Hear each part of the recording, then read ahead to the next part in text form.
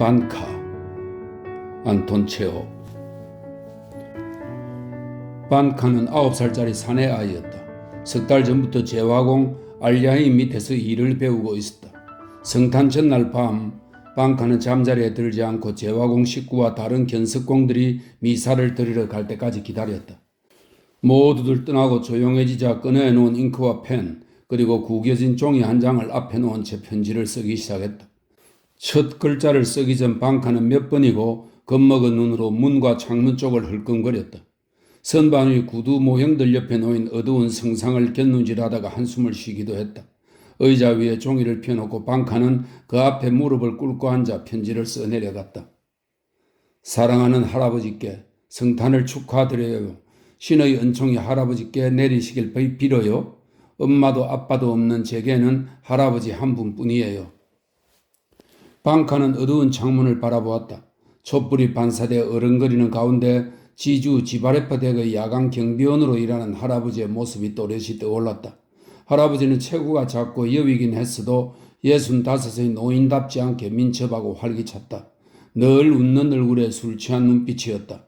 낮에는 북적거리는 부엌 귀퉁이에서 잠을 자거나 요리사 아줌마들과 농담하며 시간을 보내다 밤이면 헐렁한 외투를 입고 나무 막대기로 딱딱 소리를 내면서 저택 주위를 돌아다녔다. 늙은 개 카슈탄카와 약삭바른 숙회 미꾸라지란 녀석이 할아버지 뒤를 따랐다. 미꾸라지란 이름은 길다랗고 검은 몸 때문에 붙은 것이었다. 미꾸라지는 말을 잘 알아들었고 잘 아는 사람이나 낯선 사람 모두 잘 따랐지만 신용이 없는 녀석이었다. 그 순종 뒤에는 교활함이 숨어 있었던 것이다. 살금살금 다가가 다리를 물어뜯는다거나 지하실로 숨어들어 농부의 암탉을 훔치는 데는 미꾸라지를 따를 개가 없었다. 뒷다리가 부러진 것만도 여러 번이었고 두 번인가는 거꾸로 매달려 혼쭐 나기도 했다. 일주일이 멀다 하고 초죽음이 되도록 얻어맞아도 미꾸라지는 언제나 팔팔하게 살아있다.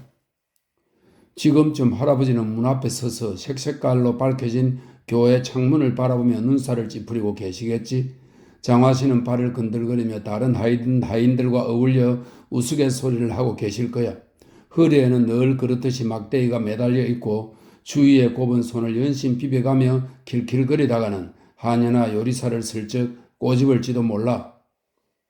냄새 한번 맡아보시겠소? 할아버지는 아줌마들한테 코 담뱃갑을 내밀기도 한다.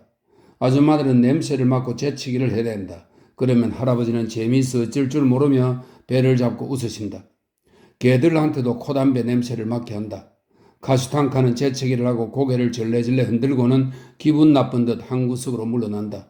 미꾸라지란 녀석은 억지로 재채기를 참고 꼬리를 칠 거야. 날씨는 또 얼마나 좋은지. 대기는 고요하고 신선하다. 어두운 밤에도 하얀 지붕과 굴뚝에서 솟아오르는 연기, 서리 내린 은빛 나무들 그리고 눈더미까지 모두 훤히 보인다. 하늘은 즐겁게 반짝이는 별들로 가득하고 은하수는 성탄을 맞아 눈으로 적셔 닦아낸 것처럼 그렇게 선명할 거야. 반카는 한숨을 내쉬더니 다시 펜에 잉크를 찍어 써내려갔다. 어제는 주인 아저씨가 저를 막 때렸어요. 주인 댁 아기 요람을 흔들다가 깜빡 잠이 들었거든요. 그랬더니 제 머리채를 잡고 마당까지 질질 끌고 나가 가죽끈으로 호되게 때리지 않겠어요? 또 지난주에는 주인 아주머니가 청어를 다듬으라길래 꼬리부터 시작했더니 아주머니가 청어를 집어들고 대가리로 제 얼굴을 쿡쿡 찔러댔어요. 견석공들도 저를 아주 업신여겨요. 술집에서 보드카를 사오라는 심부름을 시키고 또 주인 댁에서 오이도 강제로 훔쳐내게 했어요. 그러자 주인은 닥치는 대로 저를 때렸어요. 먹는 것도 엉망이에요. 아침은 빵 한쪽, 점심은 옥수수죽, 그리고 저녁은 다시 빵이지요. 차나 수프 같은 건 주인 댁 식구들만 개걸스레 먹을 뿐이에요. 제 잠자리는 근처 위에요. 하지만 주인 댁 아기가 울면 요람을 흔들어 주어야 하니 제대로 잘 수가 없어요. 사랑하는 할아버지, 제발 저를 시골 집으로 다시 데려가 주세요. 여기서는 배우는 것도 아무것도 없어요. 무릎 꿇고 빌게요. 여기서 절 데려가 주세요. 그렇지 않으면 전 죽고 말 거예요. 반카는 더러운 손으로 눈가를 닦아내고 훌쩍거렸다. 제가 담배 잎도 부수어 드릴게요. 기도도 드리고요. 혹시라도 제가 잘못한 게 있다면 언제든지 저를 때리세요. 제가 할 수 있는 일이 없다고는 생각하지 마세요. 관리인 아저씨 장화를 닦을 수도 있고 패드카 대신 양치기를 해도 좋아요. 보고 싶은 할아버지. 여기서는 아무 희망이 없어요. 죽는 일밖에는요. 당장 시골로 달려가고 싶지만 장화도 없고 얼어 죽을까봐 겁이 나요. 제가 어른이 되면 할아버지를 잘 보살펴 드릴게요. 아무도 할아버지를 함부로 대하지 못하도록 하겠어요. 그리고 할아버지가 돌아가시고 나면 엄마가 돌아가셨을 때 그랬던 것처럼 할아버지의 안식을 위해 기도 드릴 거예요. 모스크바는 정말 큰 도시예요. 집들은 전부 지주댁만큼이나 커요. 말은 많지만 양은 없어요. 개들도 착해요.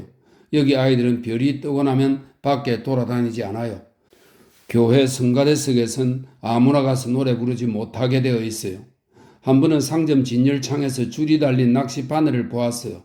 아주 좋은 낚시 바늘인데 어떤 건 1푸드가 넘는 메기도 잡을 수 있을 정도예요. 이 1푸드는 중량 단위인데 약 18kg입니다. 1푸드가 넘는 메기도 잡을 수 있을 정도예요.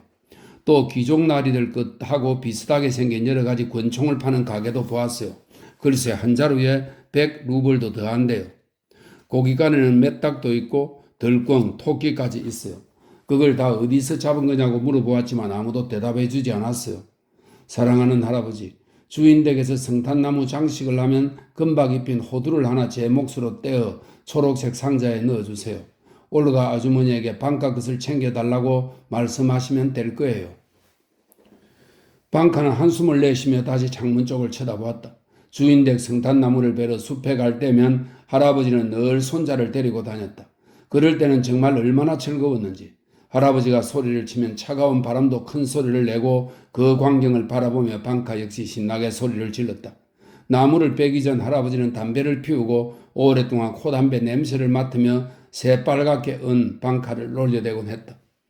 서리를 뒤집어 쓴 어린 전나무들은 꼼짝 않고 서서 누가 베어져 죽게 될지 기다리는 것 같았다. 갑자기 눈더미 사이에서 산토끼 한 마리가 나타나 쏜살같이 달아났다. 그러면 할아버지는 고함을 지르셨다. 잡아라 잡아, 저런 꼬리는 짧은 놈이 빠르기도 하군. 할아버지가 성탄나무를 베어 주인 댁에 가져다 놓고 나면 장식이 시작되었다. 방카가 좋아하는 올가 아줌마가 신경을 제일 많이 쓰고 분주했다. 방카의 엄마 펠라게야가 죽기 전 주인 댁 한의로 일하고 있을 때 올가 아줌마는 방카에게 사탕도 갖다 주고 짬이 날 때면 읽고 쓰기, 100가지 숫자 세기, 심지어는 춤추는 법까지 가르쳐 주었다. 하지만 엄마가 죽고 고아가 된 방카는 부엌의 할아버지한테로 밀려났고 마침내 모스크바의 재화공 알야인에게 보내진 것이다. 제발 오셔서 저를 데려가 주세요. 제발이요. 고아인 저를 불쌍히 여겨주세요. 모두들 저를 때리기만 해요. 전 늘 몹시 배가 고파요. 슬픈 것은 말할 것도 없고요. 입만 열면 울음이 나오는걸요. 얼마 전에는 주인 어른한테 강목으로 머리를 맞는 바람에 간신히 정신을 차렸을 정도예요. 제 생활은 개만도 못해요. 알리오나, 애꾸는 에로그르카와 마부 아저씨께 안부 전해주세요. 그리고 제 아코디언은 아무한테도 주시면 안 돼요. 사랑하는 할아버지, 저를 데리러 어서 오세요. 방카는 편지를 반으로 접어 전날 사놓은 봉투에 넣었다. 잠시 궁리를 하다가 펜에 잉크를 적셔 주소를 썼다. 시골에 계신 할아버지께. 머리를 걸쭉이며 다시 생각을 하더니 콘스탄틴 마크르이치라고 덧붙였다. 편지를 쓰는 동안 아무 방해도 받지 않은데 만족했다. 방카는 모자를 쓰고 외투도 걸치지 않은 채 셔츠 바람으로 거리로 뛰어나갔다. 편지를 우태통에 넣으면 술 취한 마부가 끄는 우편 마차가 종을 울리며 그 편지를 세상 어디라도 배달해 준다는 얘기를 고깃간 사람들이 해주었다. 방카는 가장 가까운 우체통으로 뛰어가 그 소중한 편지를 집어넣었다. 1시간쯤 지나 방카는 달콤한 기대에 차서 깊이 잠들었다. 꿈속에 커다란 벽난로가 보인다. 난로 옆에는 할아버지가 앉아 요리사 아줌마들에게 편지를 읽어준다. 난로 주위로 약삭 바른 숙회 미꾸라지가 고개를 흔들며 돌아다닌다.